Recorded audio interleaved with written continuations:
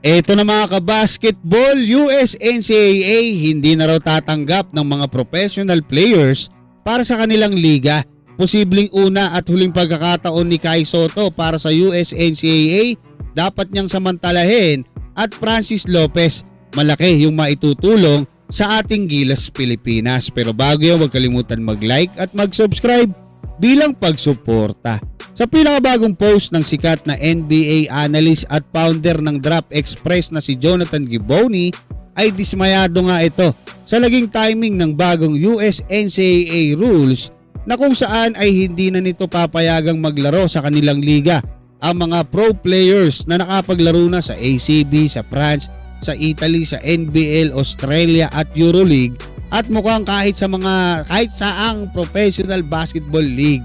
Dagdag pa ni Jonathan Giboney na kung ipatutupad daw agad ito gaya ng nakasulat ay mawawalan daw ng at least kalahati ang 25 top team sa US NCAA preseason ng isang player o higit pang starters. Kaya talagang pati mga fans ng US NCAA ay dismayado din sa balitang ito. Ngayon ang tanong, kung kailan ito pa ipatutupad mga kabasketball, kasi karamihan sa mga teams ngayon sa US NCAA nakakuha rin ng professional players. Kahit yung team ni Andy Gimaw doon sa Penn State, may kasabay siya doon na professional.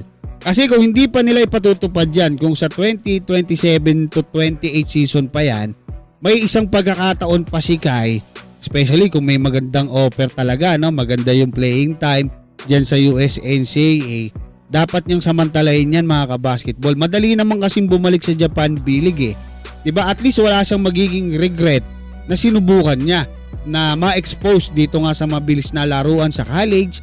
Malay mo naman maka-attract siya ng mga NBA scouts, especially kung maganda yung performance na ipapakita niya dyan sa US NCAA, ay talagang magandang opportunity yan para nga dito sa ating pambatong si Kai Sotto. Mga tatamaan yan mga kabasketball, yung mga naglalaro dyan sa Australia. Halimbawa yung teammate ni Kai Sotto, si Lachlan Aldridge, nasa NBA na ngayon. Naging teammate niya sa NBL sa Adelaide 36ers. Nakapaglaro pa rin yun sa Division 1 ng US NCAA sa UC Riverside, 'di ba? Na gamit niya yung rules na yon.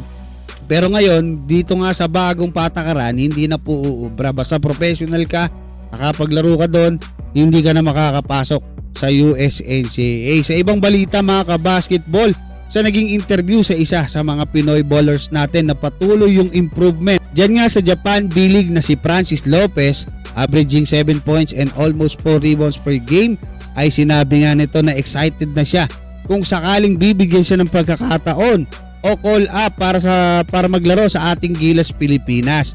Talagang naghihintay lang daw siya na tawagin, makapaglaro ulit sa ating pambansang koponan. At sana mapanood to ni Coach Tim Cone, ng mga coaching staff ng ating Gilas Pilipinas. I'm sure naman kilala nila to At umaasa tayo na mabibigyan ulit ng pagkakataon si Francis Lopez dahil na din sa kanyang size at athleticism na bihira nating makita sa ibang mga Pilipino. Kaya mga kabasketball, ano masasabi nyo hanggang dyan? Maraming salamat at God bless sa inyong lahat.